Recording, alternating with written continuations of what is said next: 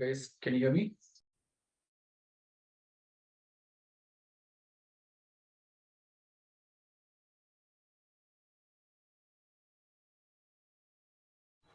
Yes.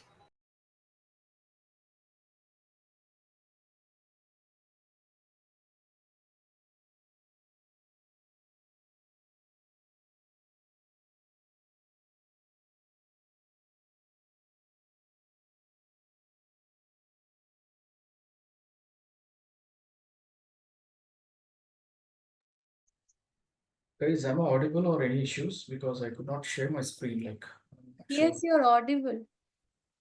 Unable to share my screen. Just a minute. There might be some issue. Just a second. I'm checking. So stay on call, okay? All of you.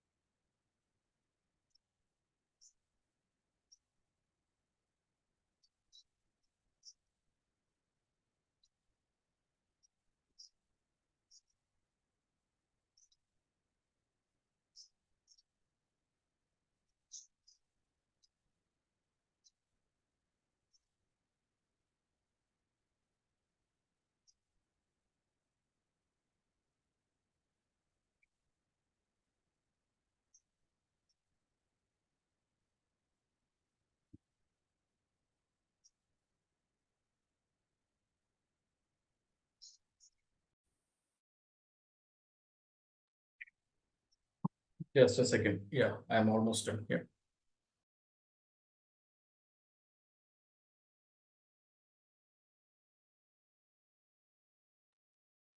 So before we move on, do you guys have any question? Yes, I need to ask one thing.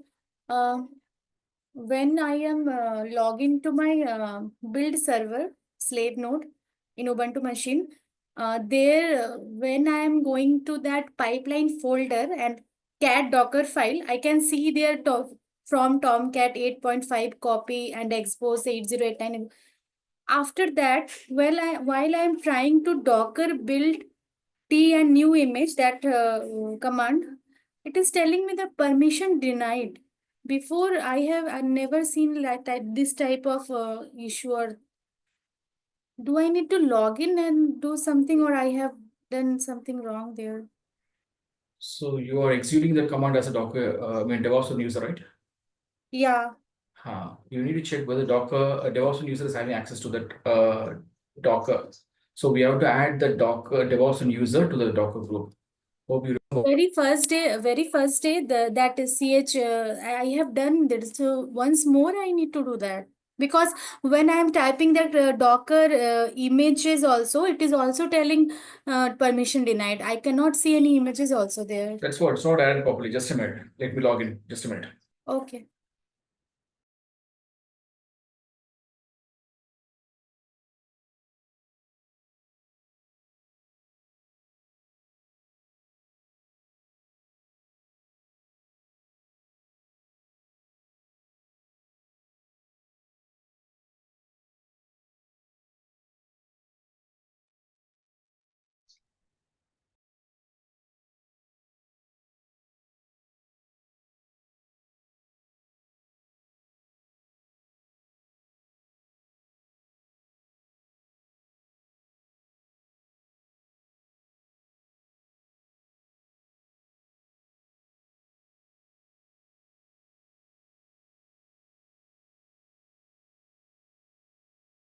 See the is my voice is loud and clear to all, or like any issues?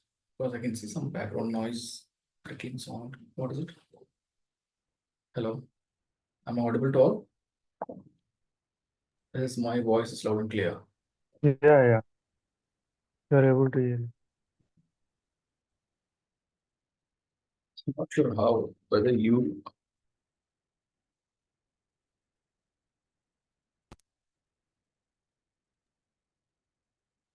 Sai, can you hear us? Like we are able to hear you clearly. Hello. Yeah, now it's better. Nice. I think we are good now. So your question is you are unable to Saima, right? Sorry, I missed your name. Priya. Sorry, Priya, right? So you are trying to execute your Docker CLI commands in your slave node Right. as a DevOps admin user, and it says permission or denied, right? Something. Yes. Yes. So it means that DevOps admin user is not having access to the Docker group. So you can add that DevOps admin user to the Docker group. It should be fine. Okay. All right. So hope you have that command, right? User change ch own, that was something like that. You have to add the user. User add. You have to add that user to Docker group. I thought we have to change that ownership. You have told now it's that was something ownership changes, that DevOps admin from root user to DevOps admin. Ownership in the sense, see, your Docker is not a data set, or sorry, file or a directory to change the ownership, right? Right. Ownership change will happen for the file level or a folder level. But if you want to give access to a service, Docker is running as a service actually, right? Mm-hmm. So in the case, every service will be having its own user group, correct? So I need to user add Uh, DevOps admin, right? we have to use user mod -ag Docker followed by the DevOps and user ID. Okay. Right. You want me to share the command or you already have it? No, I'm having that command. I Uh, have it. okay, so this is the command you can use. Okay, I think you must have used a chmod, right? That will not work for this case. Yes. Yes. Okay. Thank you.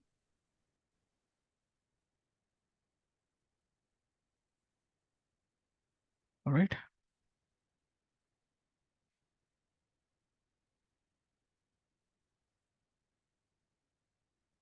Okay. So how is the practice, guys? Are we comfortable in Kubernetes? How is the status? Like, I'm not getting any feedback or response from others. Did you get a chance to practice? And even the notes also, it was updated yesterday evening. Okay, it was not available on that day, same day, but yesterday it was available. No, so at least you could have used it today. So we are good with your Kubernetes modules, the topics, whatever required. And I have given you some assignments and tasks, right? Like I was expecting you to create your application image, right? Did you get chance to work on it or like any challenges there,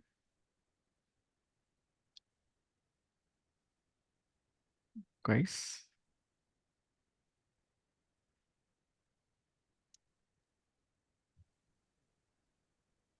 Hello, sir. Yes, sir. Uh, so when I'm trying to connect my Jenkins slave node, but it is showing with offline. I started my EC2 instance, and whether it will be showing like same offline. So your node configuration is incorrect, right? So whenever it is showing Also, as offline, there are two possibilities. One is your node itself, it is down. Check whether you started the node. And second thing is your node configuration where you are passing your host key verification strategy, right? So there you'll be using your manually verified trusted key verification strategy. And for the very first time, you have to manually verify that, right? So I just shared it in your class notes and recordings as well. So just go through the steps which we provided. okay, so this is what I'm getting, sir. Error. I shared in chat.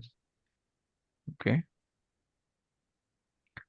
But this and all you must have completed early long. Yeah, this is the same thing. Your trusted key verification strategy, right? It is not properly configured.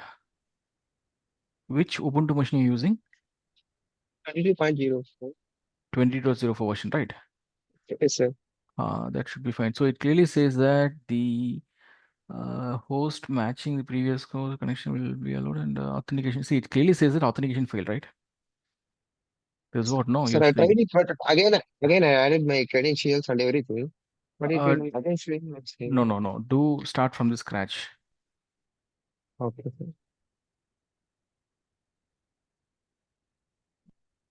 Okay, start from the scratch.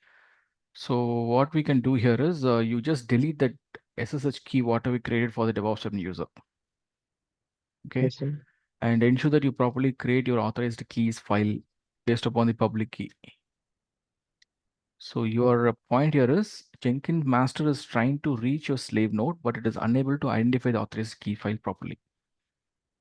Correct. So delete the key pair, recreate, and redefine your credentials. So I tried it already, but again, if I face it anything, I will update you.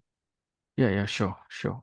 You have the notes with you as well as the recordings, right, on that day session. Yes, sir. Please Yes, sir. go Yes, sir. use it in parallel. Definitely you can able to make it. Still, if you there's any issue, let me know. Okay, Mhm. fine, sir. Okay, sir. But please keep a note. Okay, we are in Kubernetes module now, right?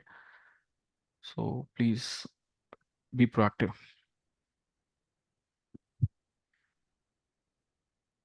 Fine. So shall we move on to the next topic? The next topic in the list is about the configuration management system using Ansible. Looks, I have a doubt actually. Yeah. Actually, that day you thought me thought of a mounting a volume right from host machine to container. Mhm. So can we do mounting volume to an existing container rather than creating a new container and mounting the volume? You want to mount the volume, right, to existing Mount the container. volume to existing container. It Yeah. is not possible. Okay. It is not possible. So when you create a container, the container should be mapped with the volume. Same volume can be mapped with any number of containers. That doesn't matter, but you cannot attach your volume to any container that is already up and running. So in the initial stages, we have to configure all this actually, right? Yes, that should be done at the creation level. Okay. So I was trying to pull the image and creating the pods there. So it was, I was unable to do that by my own image in that repository.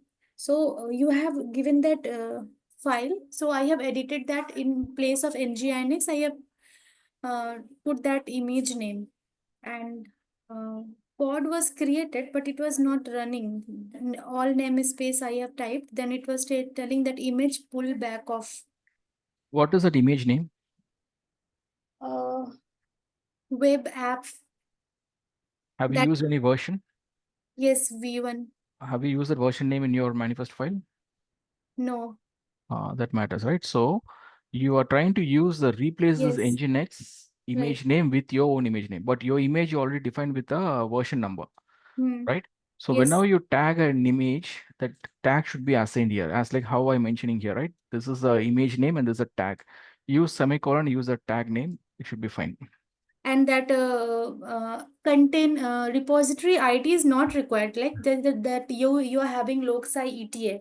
That is also when we are finding in that whole image name we are getting like that Loksai ETA web app V1 like that. No, no. See, the prefix should be your ID. Don't use my ID. No. I am using my ID only, but Hmm. in this image, I need to write that prefix also Yeah, or only prefix also should be there because then okay. only your CRI can recognize the repository, right? Complete that in Yeah. Docker repository when Yes. I am logging there, the whole Yes. name I should copy from there, Yeah. right? Yeah. That's right.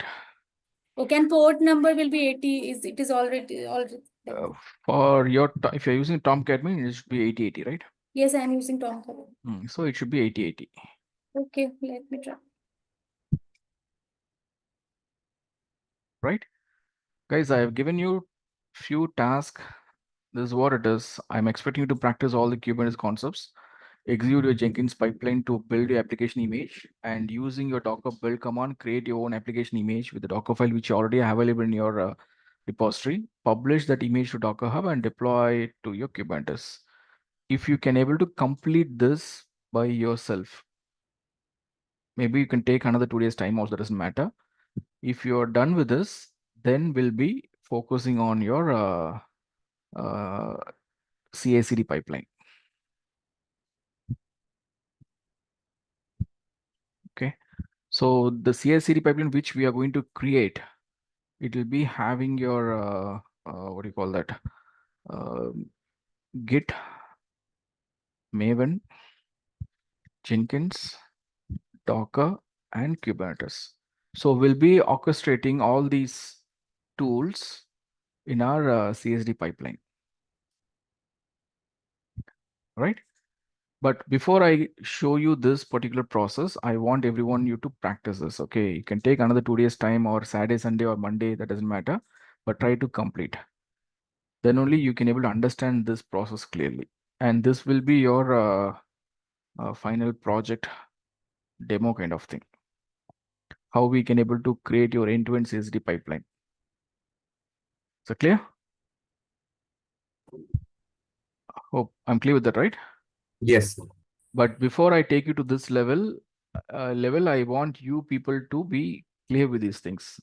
Otherwise, again, this will be like a class session. I don't want to do that. This, while I'm practicing, you should come up with your own points. You have to talk about this.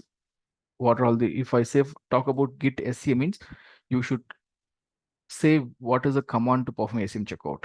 If I say Maven means what is the Maven code you're going to use. And if I'm going to create a CSD pipeline means what are all stages we can have. Docker build command, Kubernetes manifest file.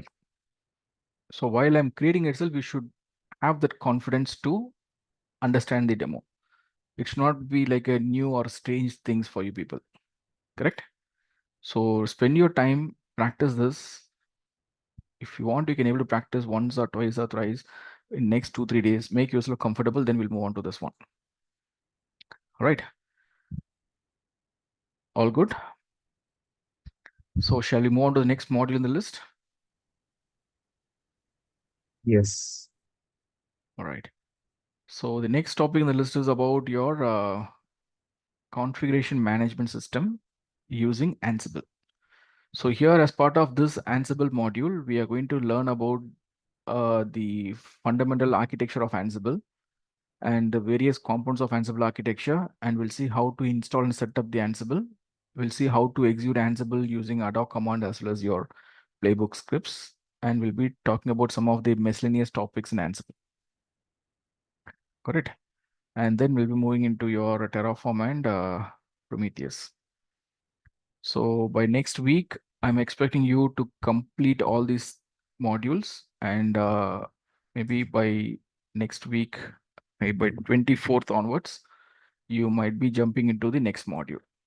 That is altogether your Azure. Correct. Market is really good now.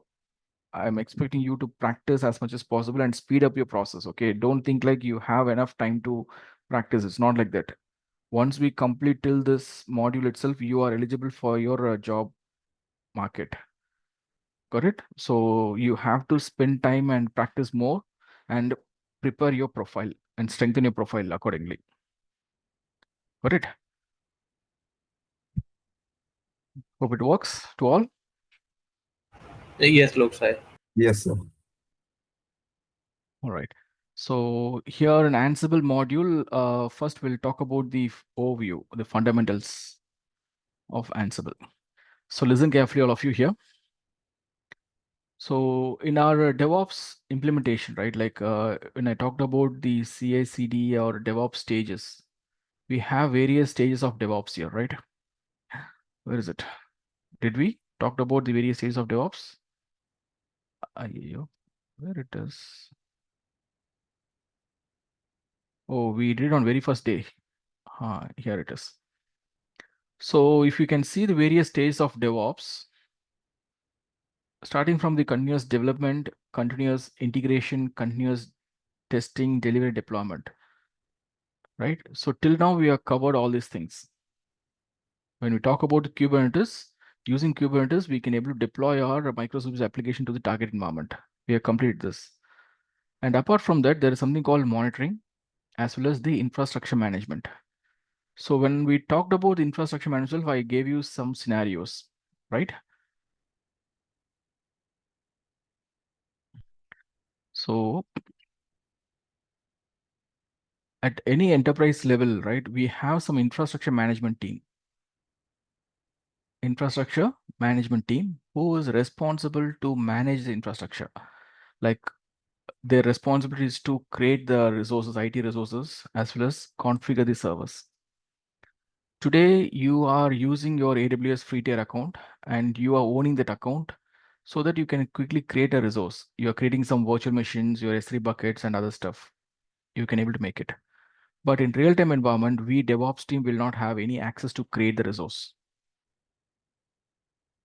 If you want to have a Jenkins master or Jenkins slave node, you have to place a request to your infra team with proper business justification.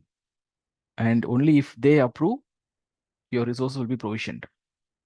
Once resource is provisioned, we can able to own the resource. We can able to request for the softwares to be installed and manage the server. That is altogether our responsibility. But the resource provisioning and the configuration of the software should be done through the infra team because they'll be strictly focusing on infrastructure cost as well as security. Correct. Say, for example, as a DevOps resource, if you need a Jenkins master node or if you need one Jenkins slave node, and if we allow you to create a server and if you create around a T2 medium or T2 large, what will happen? Or T3 large, what will happen? Right? So how much RAM you need, how much CPU you need, everything is accountable here. This is one scenario. Second scenario is, consider I have a testing team. They are responsible to test my microservice-based application. There are nearly thousands of microservices to be tested. So to test all these microservices, I need around 100 test servers. And each and every test server should be installed with the respective testing tools. Got it? So if you want to create 50 test servers and install 50 different types of testing tools, can you able to do it manually?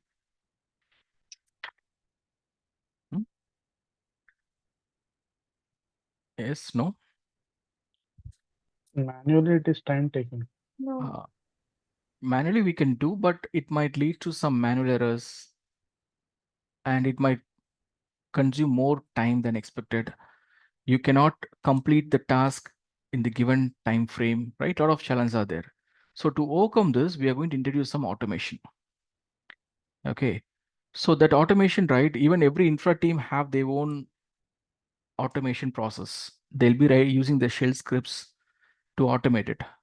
That is what they're doing. Even DevOps came into picture, right? Infra team, they are doing their automation with their shell scripts. But if you consider the business, right, the two, if it is a microservice-based workload, the traditional shell scripting, whatever they're using, it is not that much intuitive or manageable. Let's say, for an example, consider I am from infra team. For the last 10 years, I have written a lot of shell scripts, Linux shell scripts, to create the resource, to configure the resource. Because shell scripting is what? What are the commands you want to run? To install a setup, I need a script, correct? And it requires a lot of validations also. Assume that for the last 10 years, I've written a lot of scripts, and through that script, I just automated everything. Tomorrow, on my absence, if any new resource takes that opportunity or responsibility, that new resource should be expert in shell scripting, correct? Then only he can able to manage my scripts. So these are some practical node problem we face in real-time environment. So to overcome this, we from DevOps team are going to provide a solution in the form of IAC tool. IAC means infrastructure as code. So this is an enhanced version of your traditional shell scripting, and it is very easy and manageable when compared to shell scripting. And this is completely a declarative scripts using JSON, or what do you call that? YAML. Okay, JSON or YAML format. Using JSON or YAML format, we can able to prepare this quickly. So this is what the idea. So this infrastructure as code, it is not just for your provisioning, also for your configuration management. So there are two things here. One is infrastructure provisioning. It means creating the server. As like how you use your AWS console to launch your instance, that is provisioning. Once you launch the instance, you log into the server and install this required softwares, right? That is done called as a configuration management. So both the things can be actually the help of your IAC. So first we'll talk about the configuration management using Ansible, because that is what as per the list. And once you are comfortable with this, then we'll talk about the Terraform. So this Terraform is meant for resource provisioning. Ansible is meant for configuration. Easy? Am I clear with this? So we are going to use a configuration management system called Ansible. So in order to work in Ansible, first of all, you should understand why we need Ansible. Okay, because we have a lot of other products available market. We have Chef, Puppet, even your CloudFormation. If you're using AWS, means you can use your CloudFormation itself very easily. You have all such capabilities, but still why you need Ansible? That is one question. And then you need to understand the Ansible architecture. And then your Ansible components. That means components that are present in your Ansible architecture. Okay. And then what else? Yeah, this is what. And then we'll talk about some Ansible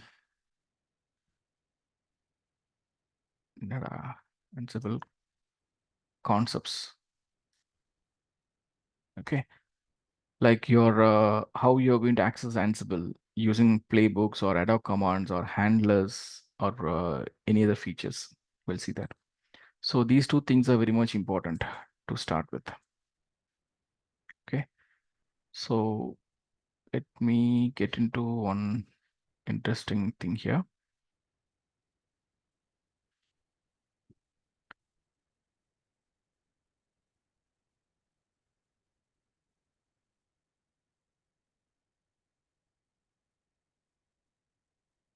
No, not in this one. 1 minute. Let me pull that sheet.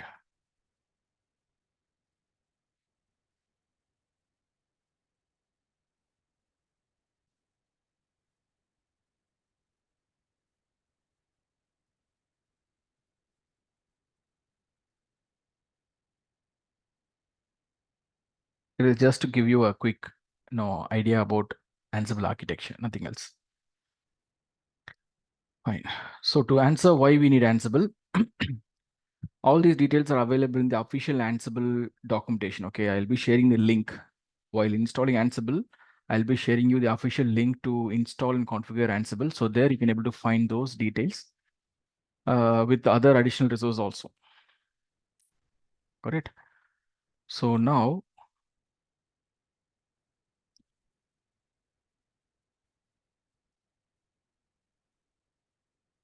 why Ansible? So Ansible is a configuration management tool. Okay. And it is not just for configuration management. It can be used to provision the resource also. Using Ansible, we can able to create the resource. You can create an EC2 instance. It is possible. But it is not that mature when compared to Terraform.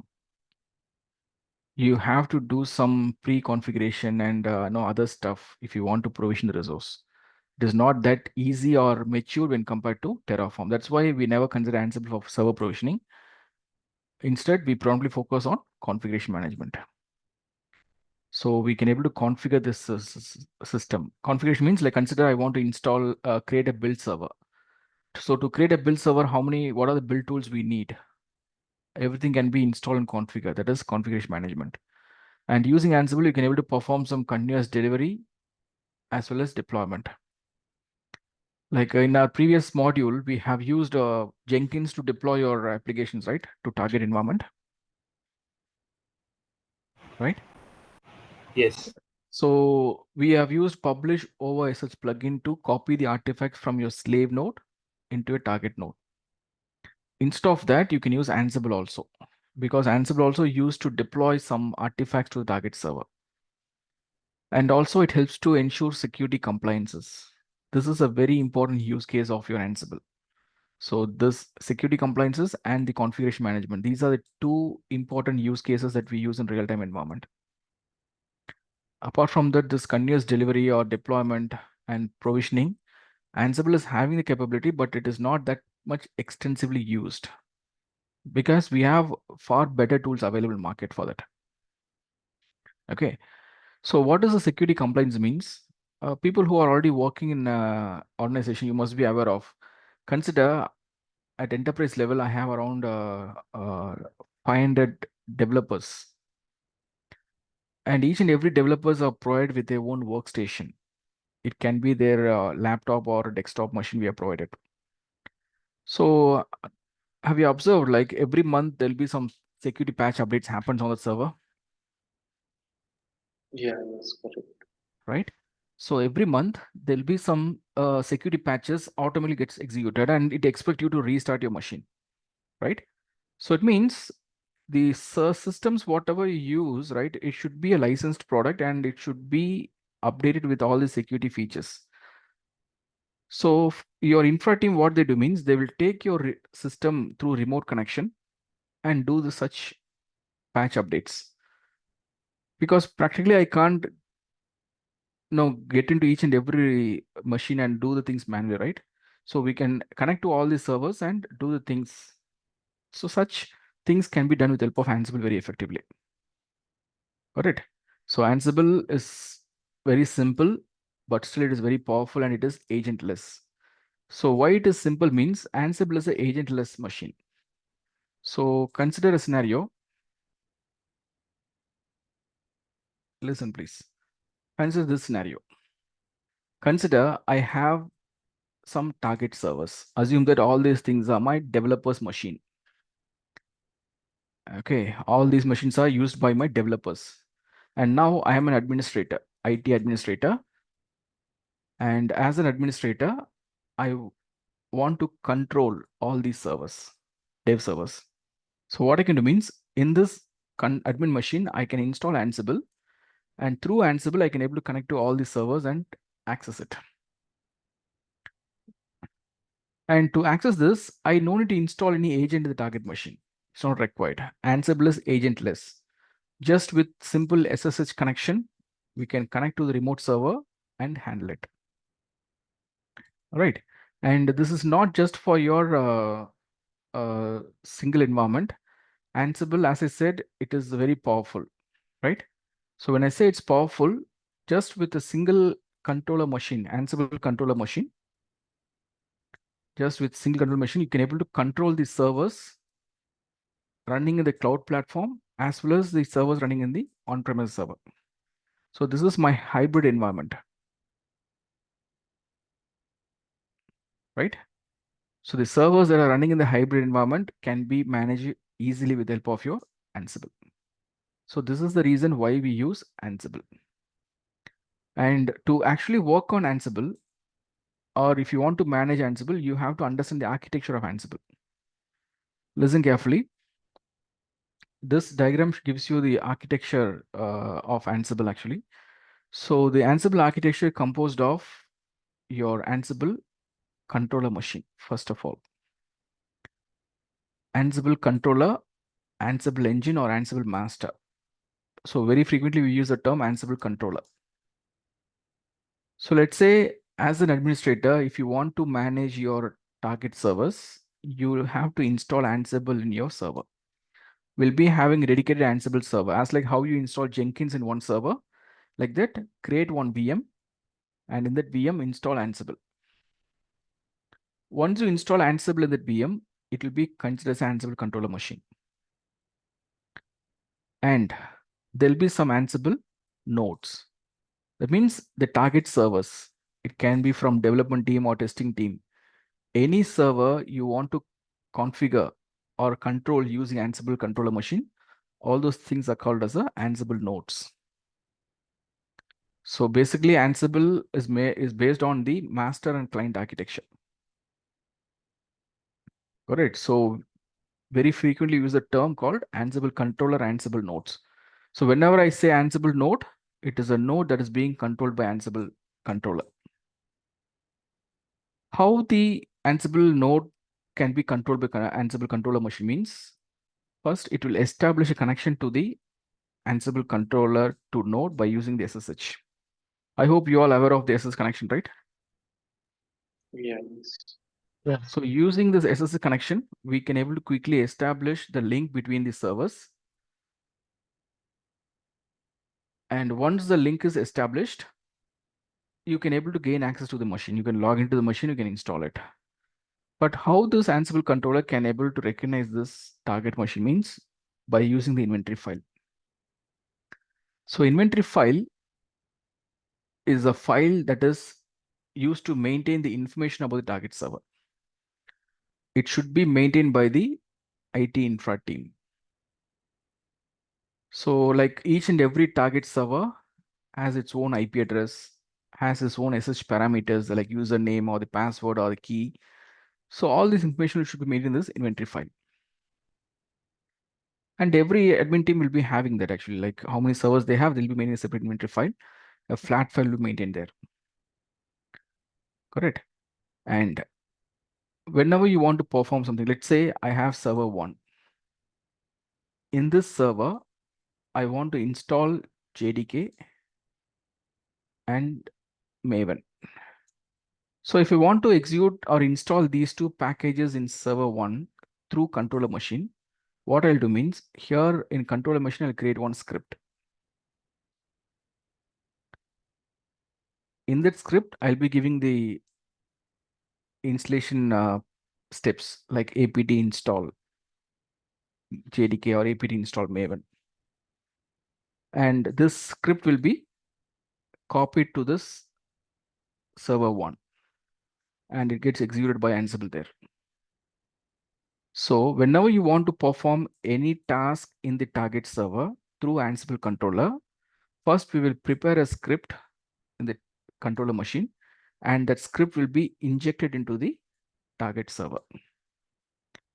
Once the script is injected in the target server, it means once it is copied to the target server, it will get executed. Once the execution is completed, the script will be deleted from the target server. All right. So the script, whatever we are going to prepare here is what we call as the modules. So modules are nothing but a function or a task, okay, which you want to execute in the target server through Ansible controller. Easy. So there are a lot of predefined models we have. We are going to use all these things during your demo.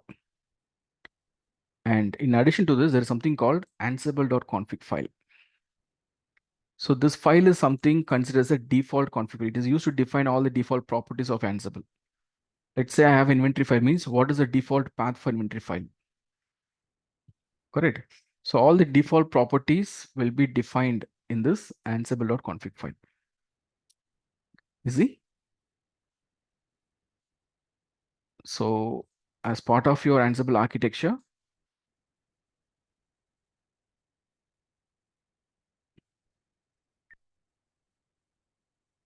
the very first thing is your Ansible controller. And we have Ansible, what do you call that? Node. And we have something called inventory. And modules. And then Ansible dot config. So these are all the components that is part of your Ansible architecture. And Ansible uses push mechanism to perform. Hope you all can see my screen, right? Perform any task in the target server, right? So what does push mechanism means? As I showed you already. So whenever you want to perform any task in the target server, the script or the module, whatever you prepare in this controller machine, it will be pushed into the target server. Okay, we just inject something to target server, perform the task, and then exit from there. Easy. Hope you all able to understand, right? What are the components we have in this Ansible architecture? Any question?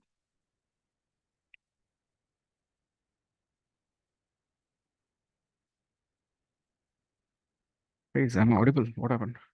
Yeah, it's clear. All right. So if it is clear, then we'll move on to the next level. That is, I'll be giving you the explanation for all these things. Okay, like if you want, you can copy, take these things.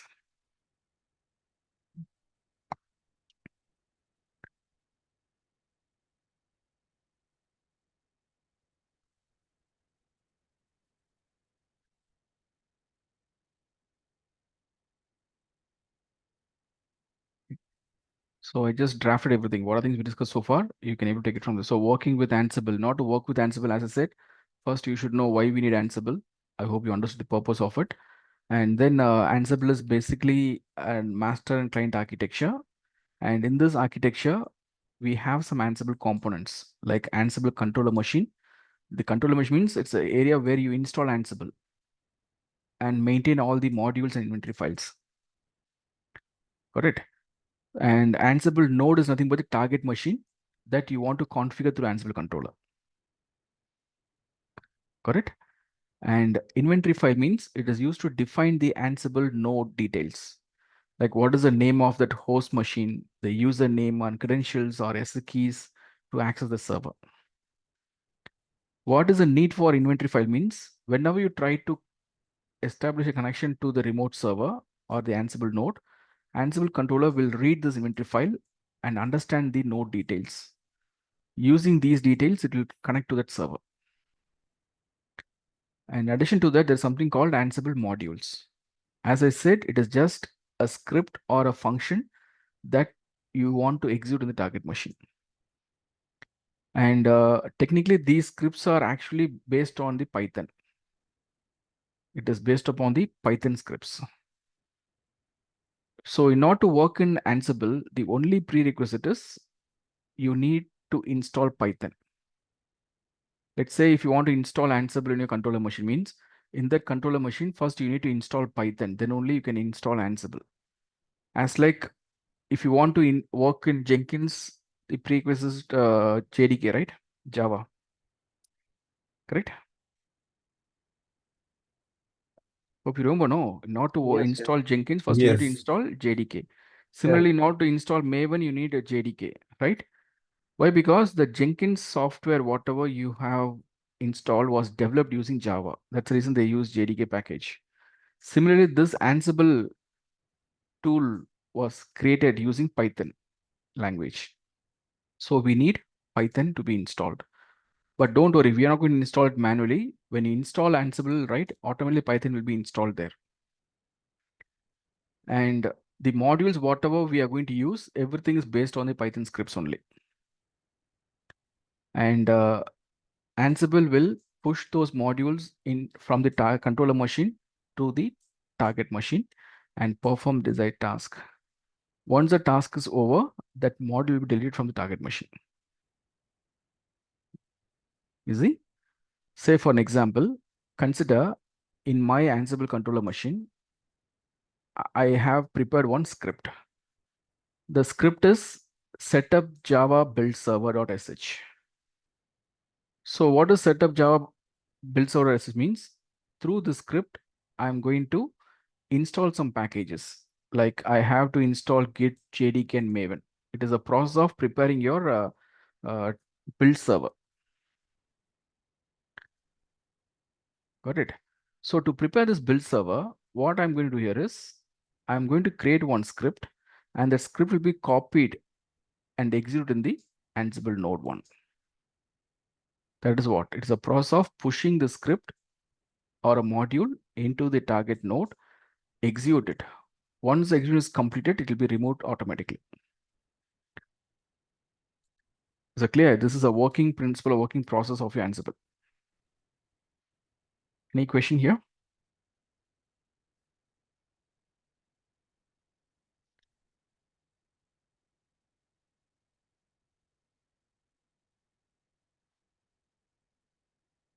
Any question?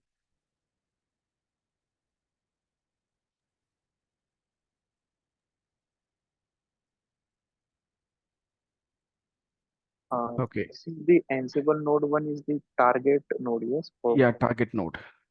Target node. It is called as Ansible node.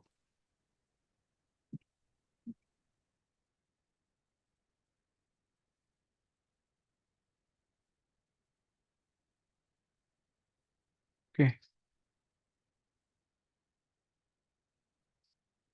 Now, so we have Ansible config file that is used to define your default properties of Ansible. All the default parameters will be defined in this Ansible config file.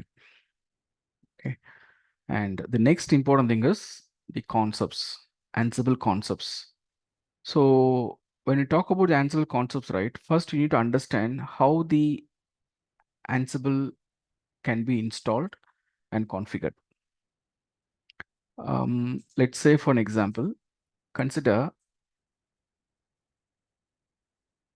I have a Ansible controller machine. Okay.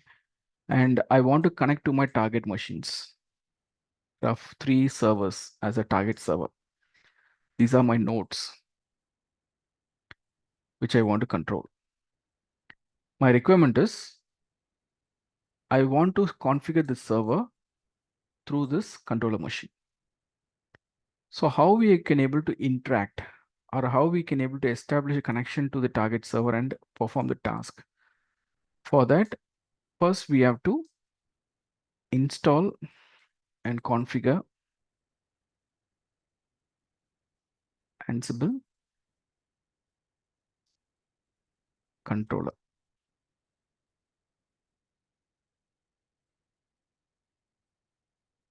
Correct. And then we have to enable secure connection to the Ansible nodes. So these are 2 important things we have to do.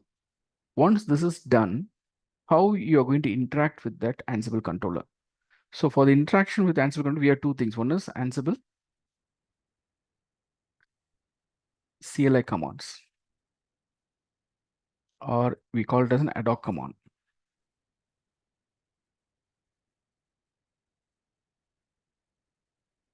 Or we can use Ansible playbooks. So we have two methods to interact with your Ansible controller machine. And it purely depends upon your requirement, whether you want to go with the ad hoc command process or through with the playbook. So the difference is using Ansible ad hoc command, you can able to execute only one instruction or one module at a time. Like if your requirement is very small, or if it's just one-to-one process, you can use Ansible ad hoc command. If you want to execute some series of tasks, in that case, you need to use Ansible playbook. There is a script. It is a script written using YAML. We have to prepare one script, and through the script, we can able to perform the task. For example, consider I have a controller machine. From this controller machine, I want to install Docker in this machine. Or I can simply say like I need to install Git, something like this. So what I can do, what is the command to install Docker in this target machine? I can simply say apt install Docker, right? Is there any other prerequisite?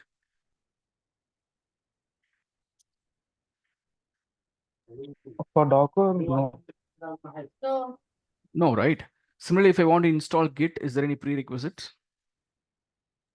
No. No. No, just I can use one command to install, right? But apart from that, consider I want to set up a Tomcat server or a build server. So if I want to set up build server, I need to install Git, JDK, Maven. So I need to execute 3 different commands to perform this task, right? So this is what we call a series of commands. So if you want to perform some series of execution, you have to go with the playbook. Or if you just want to execute one task, you can quickly use your ad hoc command. You see? So you need to be very clear about the difference between your Ansible ad hoc command and the playbooks. So I'll be giving you one small scenario here. With that, it'll be easy for you to understand. Listen carefully. So when I say Ansible ad hoc command,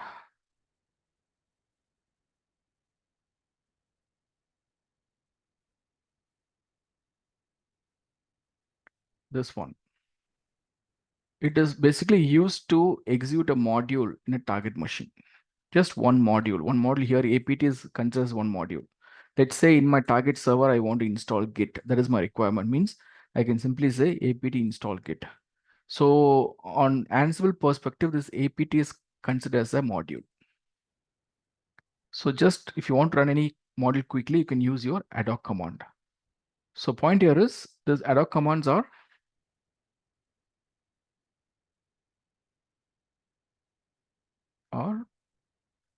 or cannot be reusable. Okay. It cannot be reusable because it is just a one-way execution, that's all. Apart from that, if you go with a playbook, it is used to execute some series of tasks or modules. As I said, if you want to set up a slave node, I can install Git, JDK, Maven, and Docker in one slave node, right? To set up a slave node, I need to install these things. So it means I need to execute 4 modules in a sequence, right? So that is what, if you want to execute some series of tasks or modules in the target machine, you have to prepare a script and it should be executed as a playbook in the target machine. And these playbooks are reusable. For example, today I've created a playbook to set up a build server 1. I can reuse the same playbook to create another server, right? So in real-time environment, we write some YAML scripts and define the execution commands or whatever you need. You see? These ad hoc commands are very common, okay? Like consider I have a target environment. Consider one of my development team.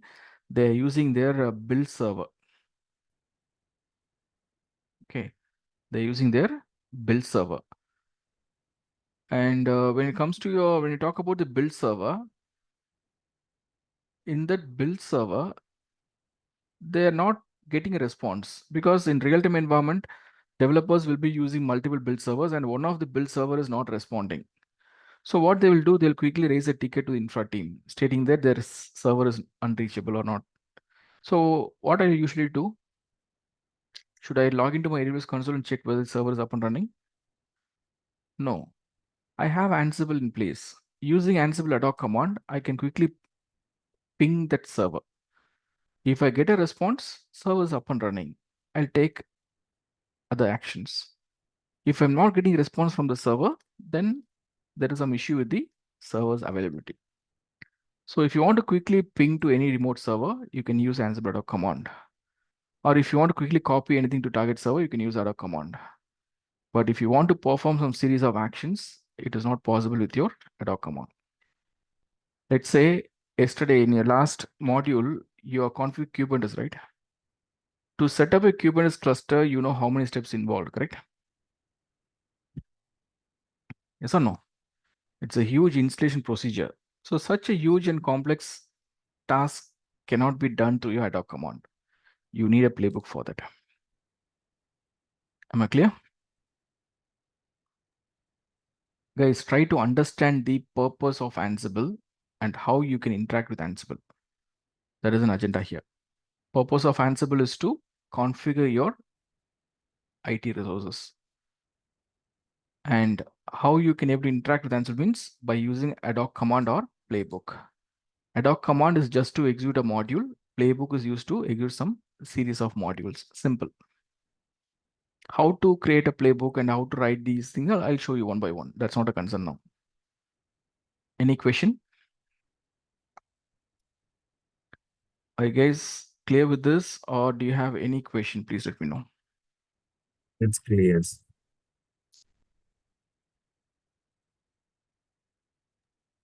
Sai, Okay. in real time, this is how we install anything, be it be what Kubernetes or anything. Mm. This is how we install, like using Ansible. Yeah, you'll be converting to a script and through Ansible, you can able to configure it. It's possible. Mm. Easy? Okay. So now the point is how we can work on it. So in order to work with Ansible,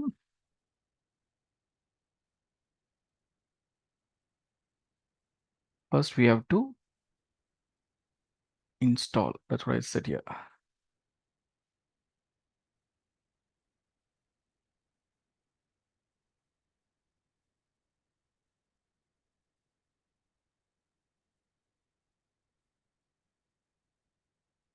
Okay.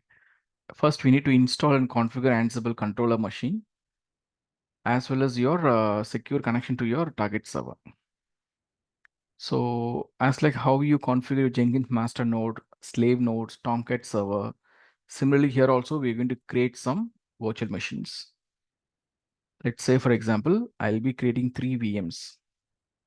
Out of that, one can be considered as Ansible controller and another 2 machines can be considered as a Ansible nodes. So through this Ansible controller machine, I'll show you how to control these 2 nodes.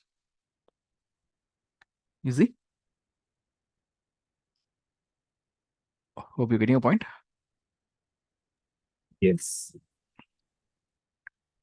Are you guys understanding the process, right? What we are going to achieve, what you're going to learn here?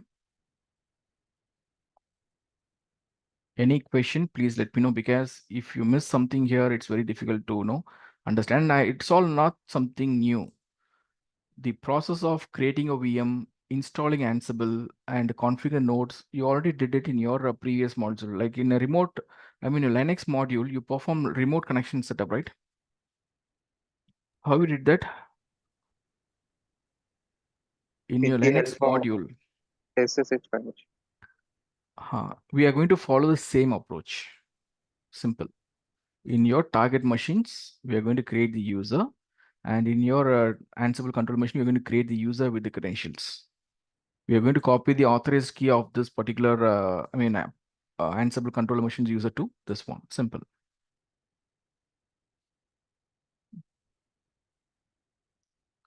All good? Or you want to have a quick break and come back? It's a lengthy process. I want to explain about the installation, configuration, and also I'll show you how to create the inventory files. Everything matters there.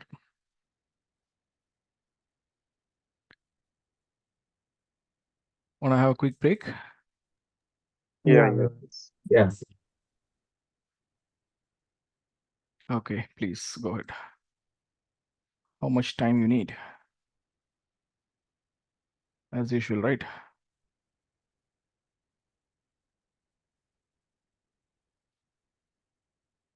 There is a timer. 5 minutes is more than sufficient. Please go ahead.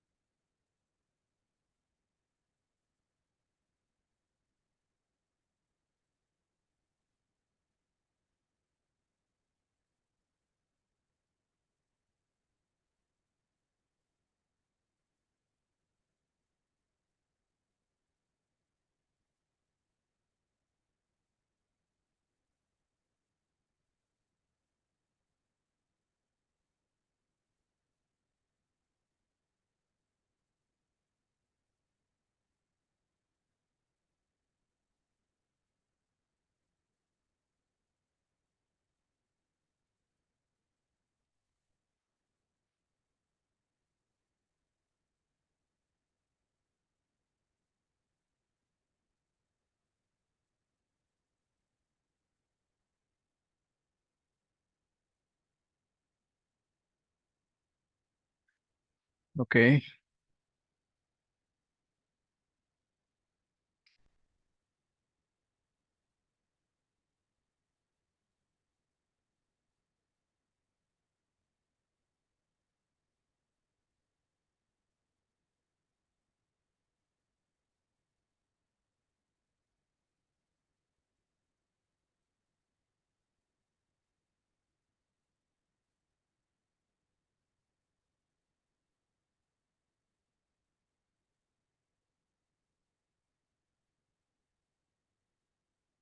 So guys, shall we?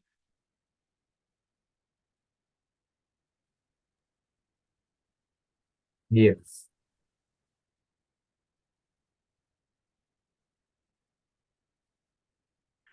Okay.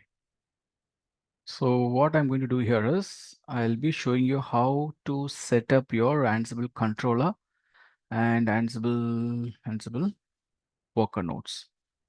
Okay, it's a very easy and very interesting since you already completed all the things. It just like uh, a regular process for you now. Okay, but it's a very important when it comes to your configuration management. You should understand the purpose of it. And in real-time environment, you'll be promptly focusing on Ansible playbook. And all these things we are talking on infra perspective, right? It's all promptly meant for your infrastructure management team. Then how DevOps is responsible for this? What will be our role here means if let's say I have a DevOps team. Okay, in my team, I have assigned two dedicated resources to configure the infrastructure. Correct. They use Terraform as well as Ansible, and also they use something called Vagrant kind of tool to create some images. Sort of things are there. So as part of DevOps team itself, we'll be having some dedicated resources who will be supporting the infra team process automation. Because people who are there in infrastructure management team, they are not aware of what Ansible is all about. What is this IAC tool is all about? They'll be using their own traditional way of creating the servers and configuring the servers. So it is completely our DevOps team's responsibility to help them to automate that process. Correct. So to automate the process, we can't educate them on Ansible or Terraform. Okay, we will be part of that support. We'll be helping them to implement it. Tomorrow, if your CI/CD pipeline needs any test server, through a pipeline also we can able to create it. It's possible. So now what I'll be showing you here is I'll show you the installation process. Okay, what I'm going to do first, let me explain you. So as like Jenkins and Kubernetes installation, I have prepared a separate documentation for this installation procedures. So first we'll be launching 3 nodes.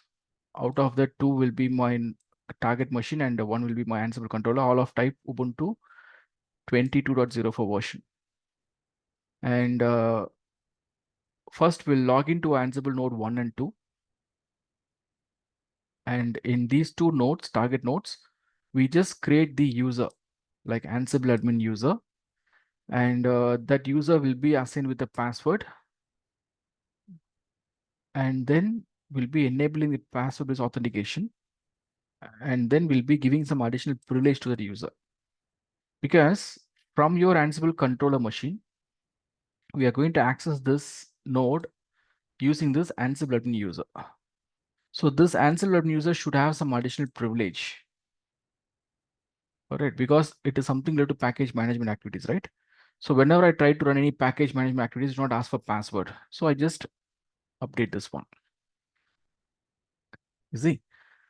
So like this in the target machines, we just create the user profile, that's all, and enable the user authentication. Once this is done, in your Ansible controller machine, we are going to install Ansible. And to install Ansible, these are the steps, or these are prerequisites first. First, we will install the required software properties and then update the repositories and then install the package. So the installation components, the dependencies, everything you can understand from this official page.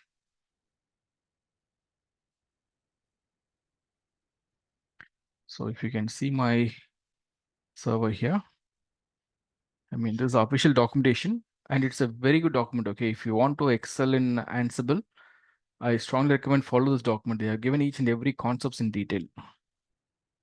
And they have very good community support also. So now you can see there is a process to install Ansible, right? If you want to install Ansible in your Ubuntu machine, there's a process. Just click on this option and they're given you the steps to install. So update the package, download and install the software properties, and then Ansible. So when you try to install software properties, right, it'll include your Python module as well. So you don't need to manually install Python. So that's what I just use in my document here. Easy. So once we install Ansible, it will get installed in the default directory called etc/Ansible directory. You can verify its version.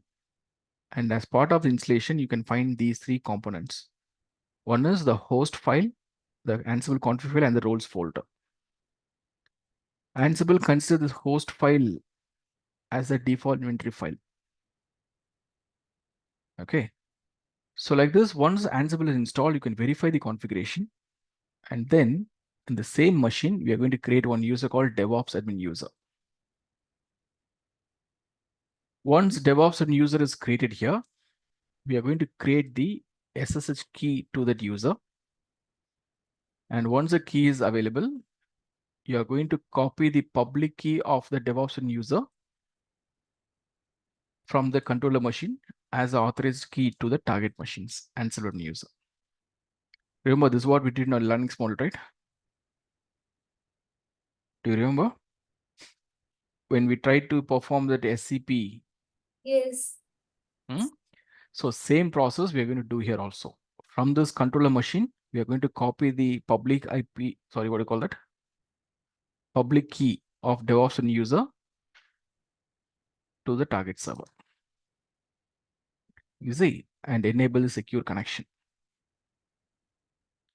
Easy. So if you're clear with the steps, let's launch.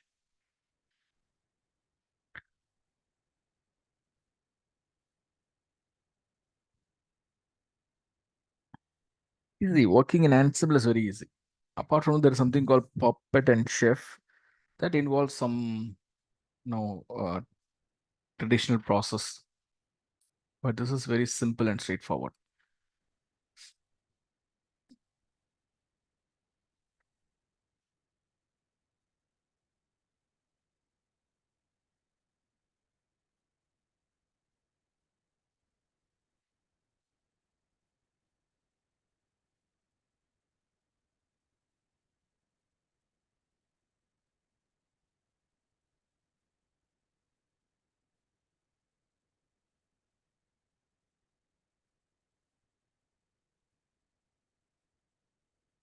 So we are going to launch 3 nodes.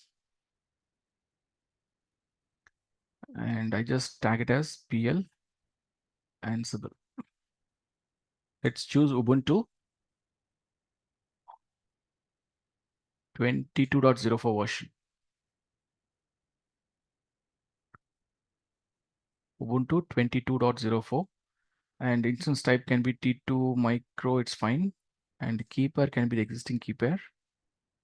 And that's it. All right. So give a tag Ubuntu 20.0 version T2 micro, choose a key pair and ensure that you use 3 servers for this demo.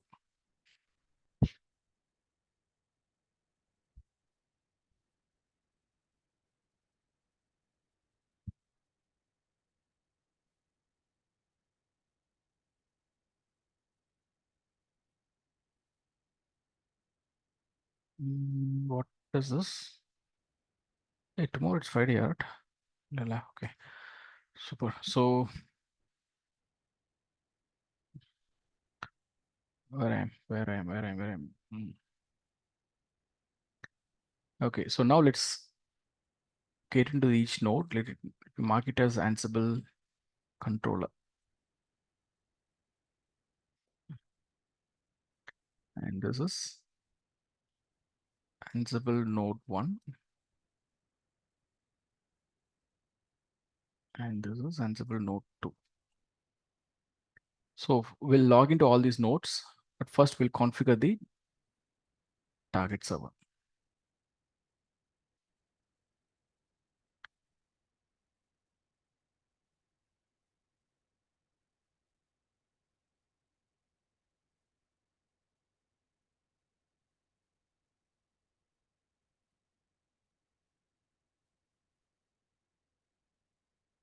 Ansible and all additional skills. Okay, as a DevOps resource, if you're appearing for any interviews, having Ansible in your profile, it will add value, but it is not your primary task.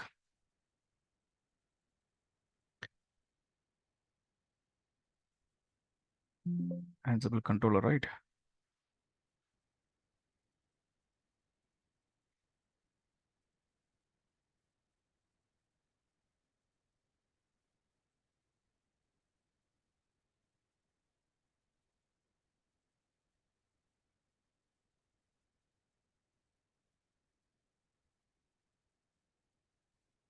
We select port as all traffic. Port number? Which one? No. For Ansible, port numbers is defined or all traffic? Ansible is not a service, okay? It is a tool. It doesn't require any port enablement and all. Okay. Only thing is we need SSH port number, that is port 22, to enable the secure connection, right? So when you launch any node, by default, it will be having the SSH port 22. Okay. So we have connected to all these nodes.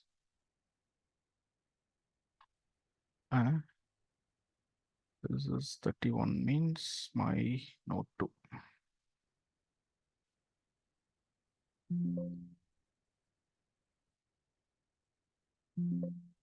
Okay. So now let's update the default packages. Sudo die and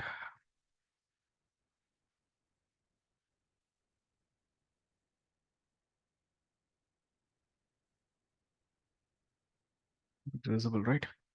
So what we're going to do here is will be first creating the user profile in node 1 and 2. Go to node 1 first and update the package.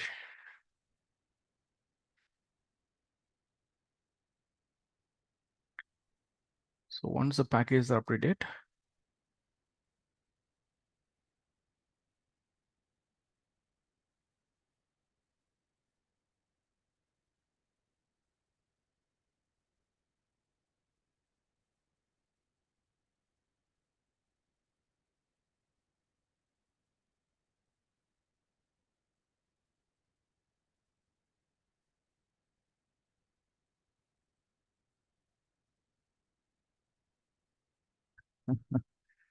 so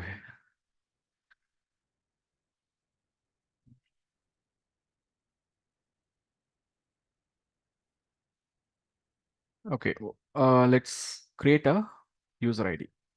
User ID, I want to use Ansible admin. In node 1, I'm creating this user. Once the user is created in node 1 and 2, we are going to log in, create a password for that user. So when you say, hope you use this command, right, in Linux module, you know how to create a password? Yes, we can create it as a user, yes. Okay.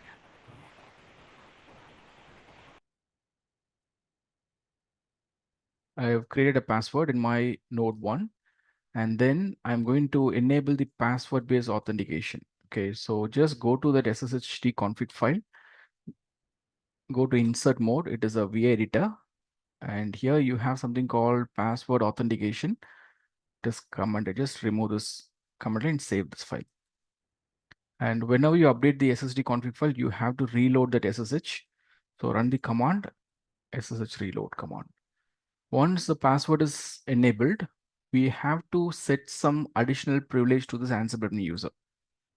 So as like a root user, we are going to use vi sudo utility, and it opens up in a nano editor. Just scroll down and you can able to add the Ansible admin users privileges here. That's it. Save this file. To save this file, just give Control C and Y for exit. Control X, not Control C. Okay. So just scroll down. We just added this content here, right? Ansible admin updated here. Just give Control X to exit. That's it. And once this is done, you can just get into the Ansible admin user. And if I say ls-a, we just have a profile created for this user. So here we are not going to create any key pair. We just create the user profile. That's it. Similarly, in Ansible Node 2, create a password for that Ansible admin user.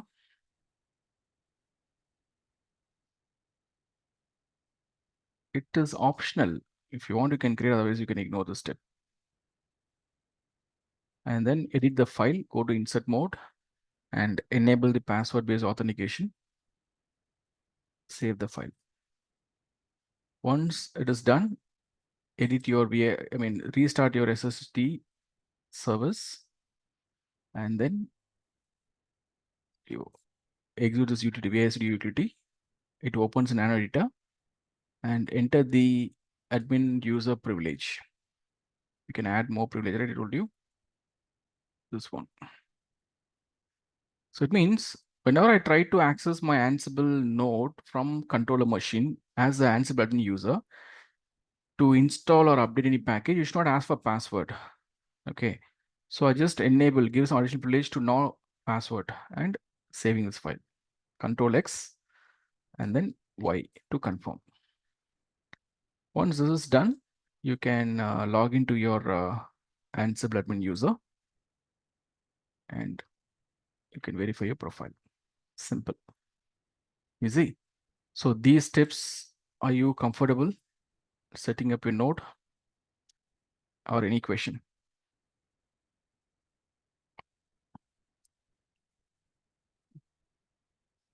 It's clear to all? Yes, it's clear. I think this you already did in your Linux module, right? Till all these things. It's a repetition, no? Fine. So now in your Ansible controller machine, master node it is, you're going to install these software packages. So we already updated the default packages in this machine. And we are going to run these 4 lines of code. So these 4 lines of code I just picked from your official documentation. These 4 lines, simple. Okay, run it. See, it is installing the default packages, verifying the Python package, everything.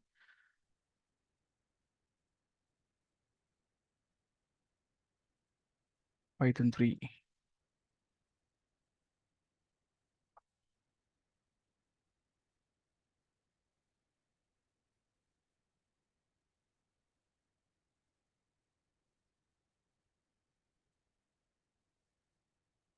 Mhm.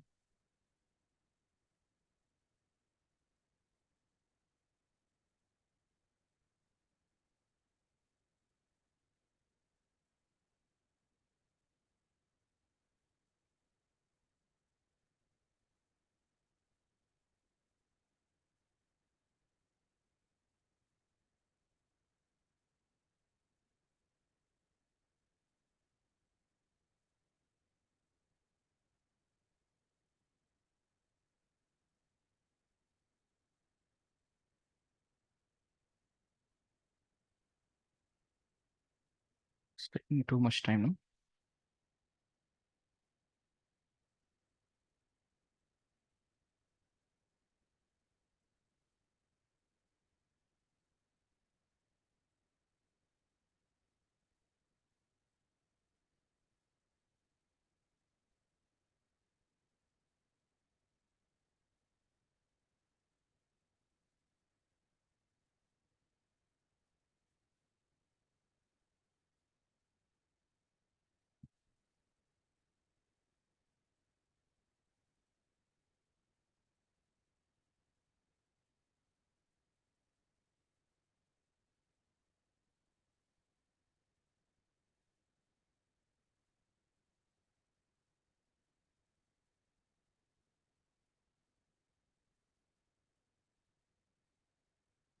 Okay, it is in progress. Once this is completed, we'll see how to configure the profile. We can verify the installation.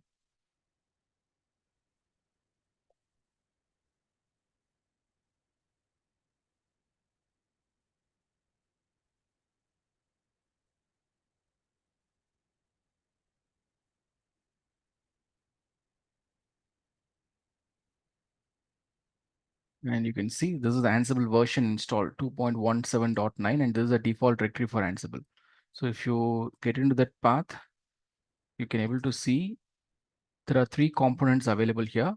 One is your ansible.config file to maintain the default properties of your Ansible, and host is considers the default inventory file. Ansible uses this file to maintain the target server details like the IP address and other stuff. And roles is a folder that is used to maintain the Ansible components. So I'll talk about the Ansible roles separately. It is another important topic. Even we have that in the list, I believe. Yeah, we have it. So I'll talk about that Ansible role separately. Okay, as of now, let's focus on the host file, modules, ad hoc commands, playbook, and other important topics as mentioned here. Got it? So now, before you actually work on Ansible, we have installed and configured the Ansible nodes. Now, to work in Ansible, first you have to enable the connection. So to enable the connection, we need the user profile to be updated, right? So we are good with this installation. Any doubt in this installation process? Fine. So if you're clear with this, we'll see how to set up the access. So on the same Ansible node 1, you can first create the user. Here in controller machine, I'm going to create a user called DevOps admin user. And in all the target machine, it is Ansible admin. This is how we usually maintain real time also. So log into that user. And now you can create a key pair. For the DevOps admin user, I'm going to create the key pair. And once the key pair is created, I'm getting into that key pair directory. And here I have just public key and private key, correct? So we have just public key and private key created here. All you should do here is you have to get into your node 1 and 2. And from that node, you are going to manage your other resources. Like, where is it? This one. So log into your node 1 and 2. Within that Ansible home directory, you're going to create .sh folder. Why it is dot means it should be a hidden folder. So in my Ansible node 1, in my Ansible admin's home directory, there is no SSH folder created. So I'm going to manually create a folder mkdir.ssh ls cd to the folder. If I say ls, there is nothing here, right? So in this .ssh folder, we are going to create a file called authorized keys file. Hope you're following, right? Or I'm going fast. You're able to understand now what we're doing because already you did it in your Linux module. Okay, it's a kind of a revision for you. That's why I'm just taking through the steps. Is all understandable or anyone unable to understand the things? If you're unable to understand this, then it means your Linux fundamentals are not clear. Yeah, it is good. No, it is good. Okay. So now I have created one Ansible, authorized key files, and I just need the public key of my DevOps admin user.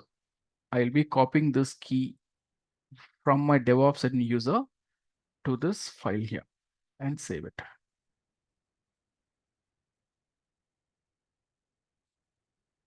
That's it. Okay. Now if I cat to that authorized key file, I should be able to see the content. Whatever we have here, it is available. Correct? But the point here is this file should be protected. We're not supposed to expose this file to all the users, right? So what I can do, I can simply change the access mode of the directory.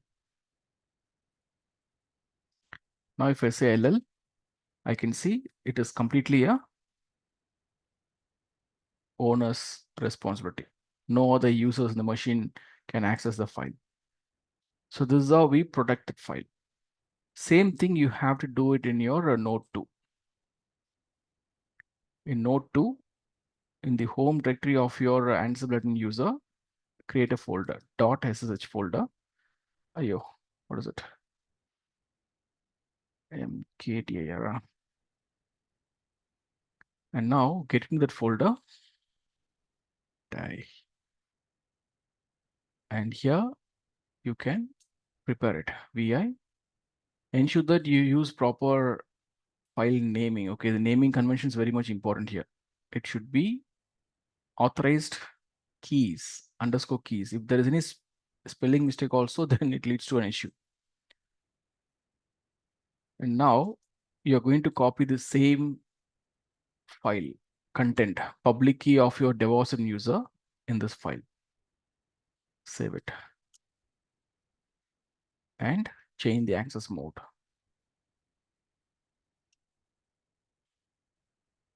Easy. Hope it's clear now. That's it. So we have shared the public key of your Ansible controller machine to the target machine. Why we are following this approach? Can you able to figure out why?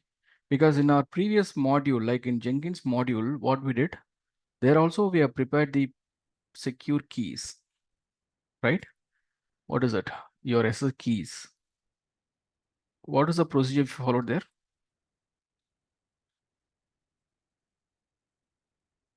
How you're securely connected to your Jenkins master and slave node? In which machine you created the key? In node. In slave node, you created a key, right? Then, Yes. right, please explain the process here. If you understood it, please explain it. That's what I'm expecting.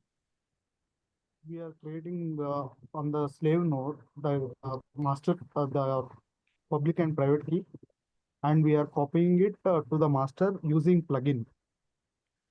Okay, so it means you're sharing the private key of your slave node Correct. to the Jenkins master node. Master node, correct. Using plugin. Right? Publish over SSH. No, how you are using that, that's secondary, but what you're sharing? You're sharing the private key of your Jenkins slave node to your No. Jenkins master node, correct?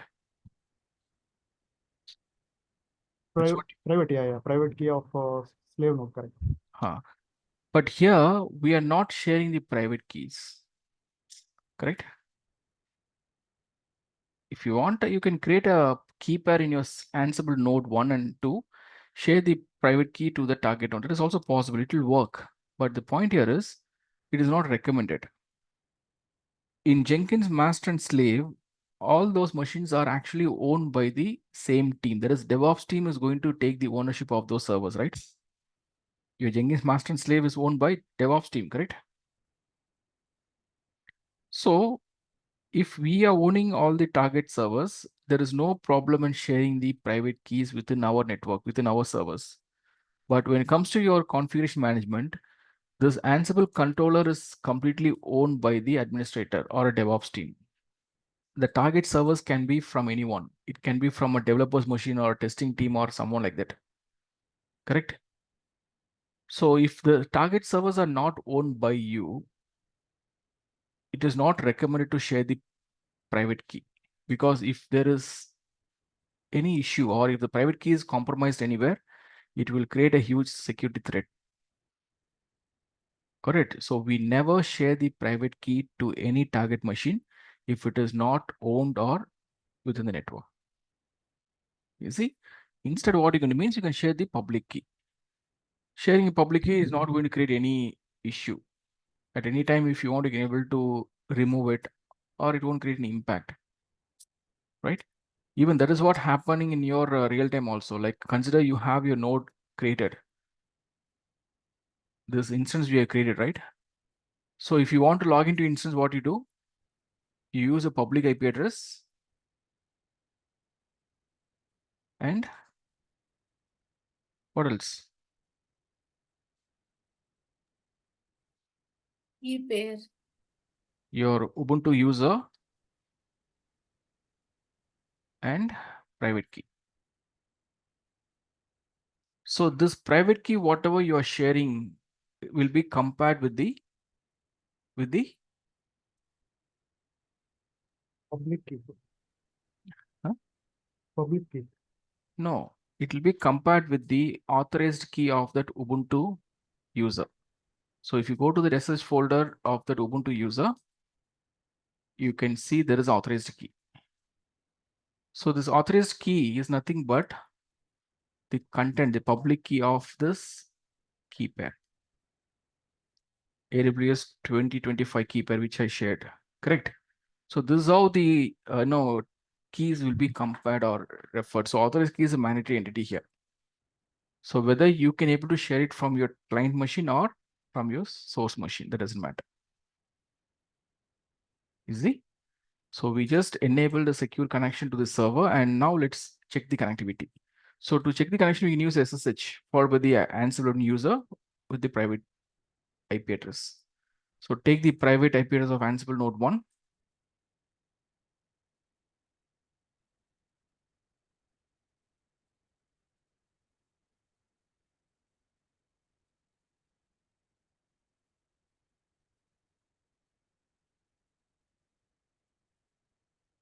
And Ansible node 2.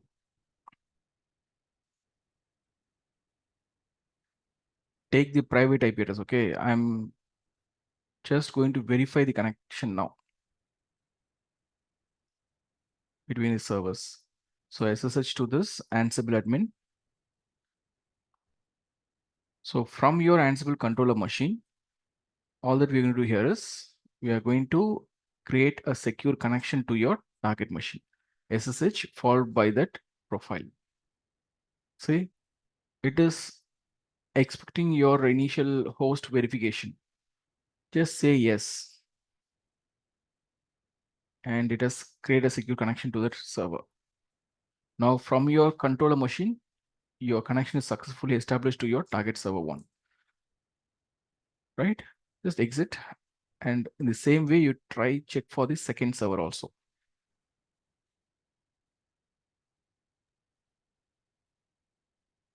You are doing something in the screen because your Your screen is stuck. screen is stuck. Sorry. No, I'm just showing you how to securely connection. This command you already worked, right? SSH command. Yes. See, from my controller machine, I have just execute this command. SSH Ansible admin followed by that target server ID. Once I execute this command, it will verify the connection and I'm able to log in it. Similarly, I just connected to my target machine. Okay. So once you share the public IP address of a DevOps admin user to the target machine and enable the secure connection, you can use this command SSH followed by that target machine's user ID and the host name. See, we are in this machine now. Exit. Similarly, connect to another machine. Verify the connection, exit. Easy. Clear with this now? So for whatever we did, it's all related to your Linux process. So Okay. looks like, so if you are using SSH to connect to this VMs, node Ansible nodes, so then why we created a password in this nodes actually? What is the It is purpose? optional. It is optional. Okay, okay. It is optional. It is sometimes what happens, when you try to enable secure connection to that server, it might expect a password. By the time you can share the password. So you use that, so that only you give no password, right? That's Yeah, that's right. No, that is something related to your Ansible configuration. Tomorrow, if you try to access your server through Ansible, by the time it will be useful. No password option. sorry, Okay. sir, I didn't get you. Tomorrow, when you try to access your target server, Okay. using your Ansible playbook or Ansible command, by the time it should not expect any password. That is the reason I Okay. need your VIS to update. Sure, sure, sure. Okay. So without creating also, it won't ask for a password, right? Now it is not. It won't ask. No, I'm asking if without creating the password via option also, it won't ask. It won't ask. It won't ask. That's what I'm saying. It won't ask. Okay, okay. So now the next important thing is we are this Ansible controller machine. And as a DevOps admin user only, you can able to connect to your target server, correct? Because you shared the credential of DevOps admin user to the target machines as an authorized key. You cannot run this command as a root user or Ubuntu user. So going forward, all your Ansible related actions should be performed only as a DevOps admin user, means that Ansible, whatever you installed, should be accessible by the DevOps admin user, right? Because tomorrow I might be editing this file. If I simply say vi host as a DevOps admin user, see, it is opening read-only mode because I will not have access to edit the file, correct? So all that we should do here is we should give a complete ownership to this DevOps admin user. So let me exit from this DevOps admin user and run the command chown command. This one. We are going to change the ownership of that directory. chown-r followed by the user ID and the group.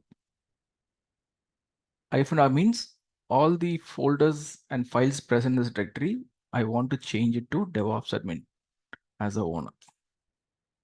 Now, if I say su to the DevOps admin user, cd to the directory, now you can see it has changed to DevOps admin. Now, as a DevOps admin user, I can able to have a complete control. I can create some inventory files and maintain any changes there. Easy? Am I clear with this or any question? Clear. Okay. All these things I have documented properly. It's very clean here. So please ensure that you follow these things neatly. So what are things we did so far? It's all your basic Linux skills, correct? Using some Linux commands, package management, we were using it. We haven't started anything related to Ansible ad hoc commands or Ansible CLI. So in order to first work on Ansible ad hoc command, you have to first update your inventory file. So now that we have installed it and enable the secure connection to that Ansible nodes. So next thing is we have to create Ansible inventory file. Okay. Because this inventory file will be an input to your ad hoc command as well as a playbook. From your Ansible controller machine, if you want to interact with Ansible nodes, your Ansible controller will first read this inventory file and capture the server details, like IP address of the server or the username, everything. If the details are available in inventory file, only that server can be reachable. Easy. Am I clear?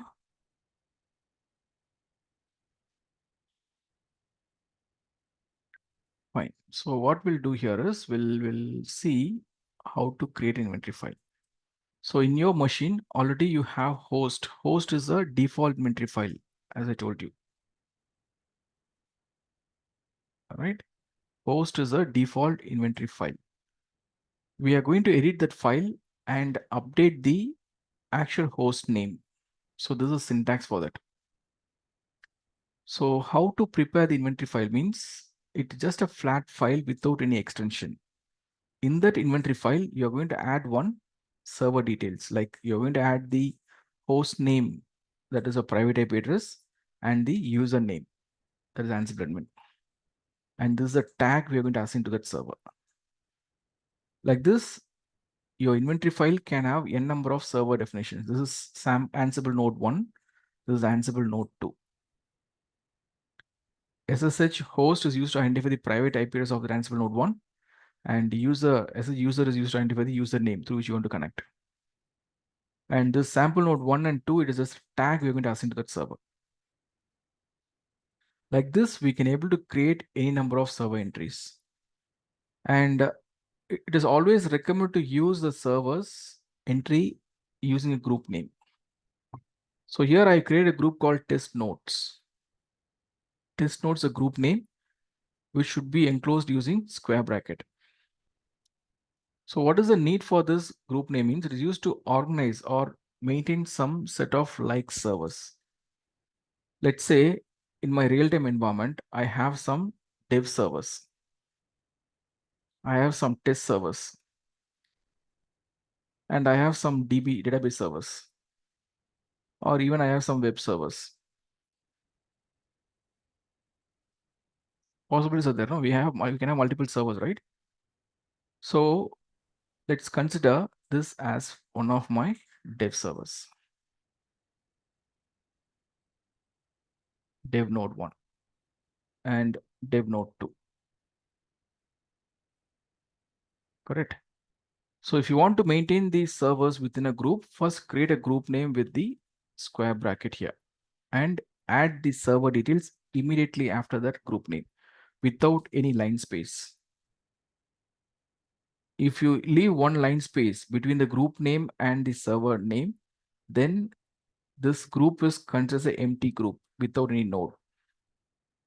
And these two servers are considered independent servers without any part of any group, like this. Correct. If you want to attach or maintain any server within the group name, just leave one without leaving any blank space. You just add the list of servers. Similarly, if I give one line space here, what it means? What you can understand from this definition?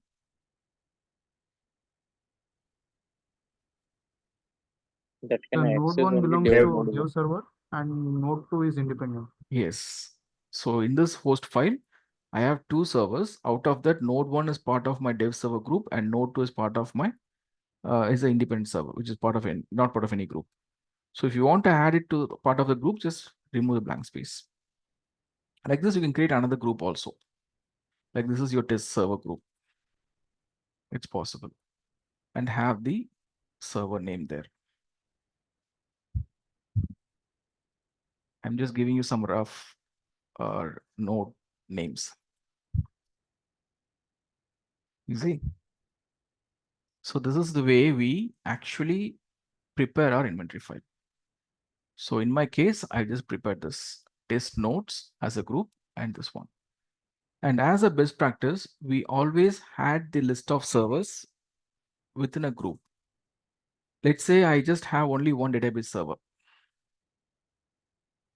Okay, this is my DB server. As of now, in my infrastructure, I just have one database server. Even if you have only one database server, add it as part of your group name. Do not add only one server as an independent entity. Because as part of your process automation, if you want to automate the server configurations, right, it is recommended to use a group name, not the individual server name. For example, I'll give you one small example here. Consider I have some dev servers.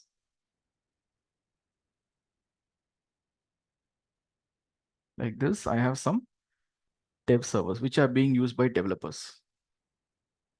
Now my requirement is in all these 6 dev servers, I want to install some security patches or I want to upgrade my JDK. Already we have JDK 17 in all these dev servers. I want to upgrade to JDK 21. If all these servers are maintained as an independent server, I have to independently connect to all these servers one by one. First, I need to connect to the server, update, and then to this one. Instead of that, if I add all the server as a group, just with a group name, I can initiate my upgrade activity. So all these servers will be updated at the same time. Easy? So I'm not concerned about the name of the server or tag actually, because I'm going to handle it with the group name only. Even tomorrow, if I add one more server also, I can simply refer it by the group name, which is included as part of it. Great. So as part of your inventory file creation, it is always recommended to have the list of servers in the group. Group name can be anything relevant to the server or team, and the node name, it is just an alternative tag to that node. So let me copy this, and it should be a private IP address of your target nodes. Okay. Go to your host file. The host file is present in this directory. As a DevOps admin user, go to this directory and edit the file vi host. Go to insert mode. There are some commented lines available. Just ignore all those things. It's all just part of your initial installation guide actually. So ignore it and have these entries here. Easy. So test nodes is the group name. Within that, we have 2 different servers. Any question? Any question in creating the host name or host file? Hmm.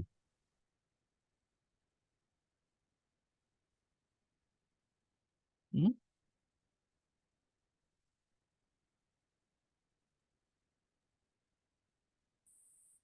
So the Ansible SSH host or syntax, Sorry? this is a Ansible underscore SSH underscore host. This is a syntax to Yeah, map it's a the. syntax, it's a key value. It is a Okay. predefined Ansible key. It's a variable name. Okay. As like in Jenkins, we have environment variables, right? Yeah, okay. Similarly, Ansible variable actually, SSH host or user.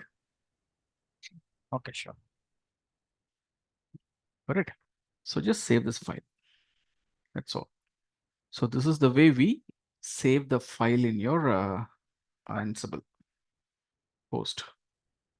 Easy. So now that we have prepared our host file, once the host file is ready, then you can able to execute the Ansible modules using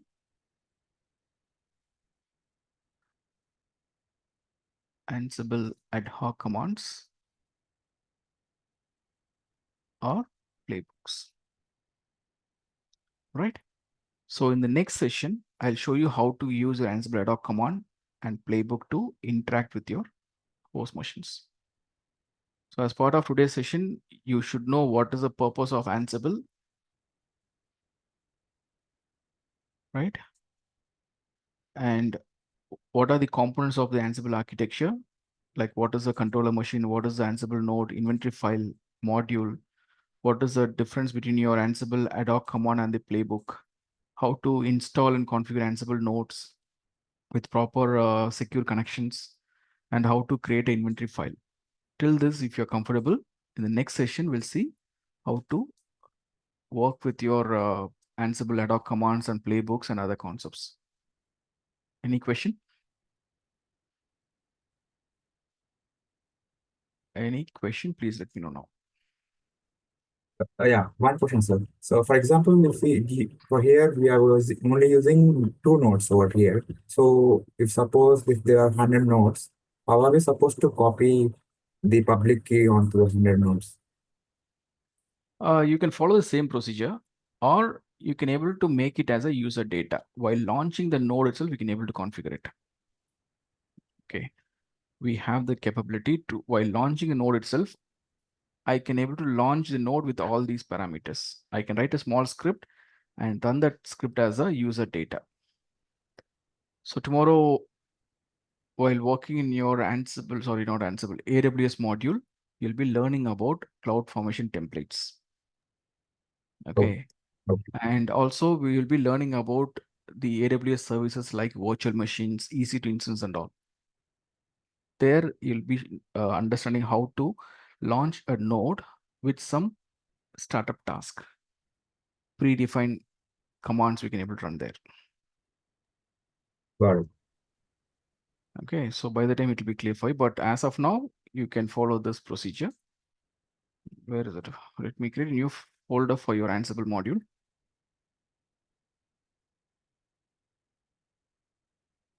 Class notes. Hope notes are useful, right? Yes, they are useful, sir. Okay, so this is 13th March. And let me add another file also for your Ansible installation. And also let me add the, why people are not sharing the poll yesterday also, I think it was not. So here, what I'm going to do here is I'm going to update this Ansible installation and configuration. Okay, so these document, whatever we're talking about, I'll be sharing these contents. So this includes your Ansible nodes configuration, your controller machine configuration, along with your inventory file creation. Till this, I'm expecting you to complete. Time permits for you.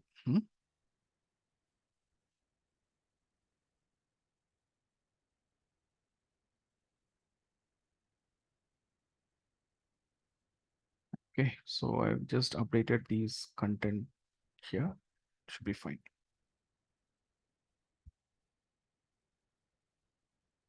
Mhm.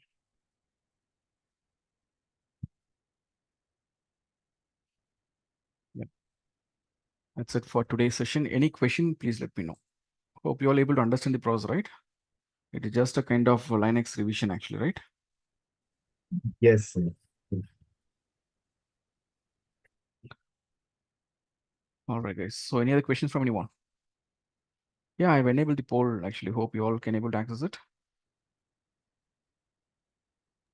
Yes. All right, guys. So it's now your turn. Okay, almost we have completed Kubernetes also. You have to properly plan your time and ensure that you can able to complete the things.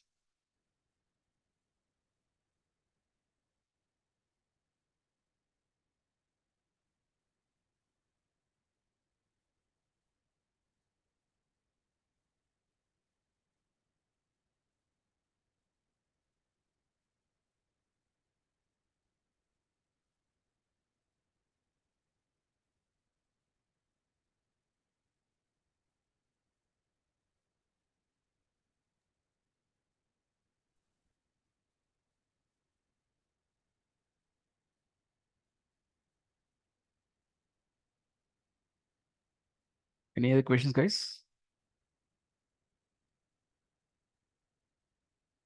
All right, then. If you don't have any question, then yes, we can log off. We'll connect tomorrow to cover all other topics. Like tomorrow, we'll be discussing about the playbooks, ad hoc commands, variables, handlers, and the roles.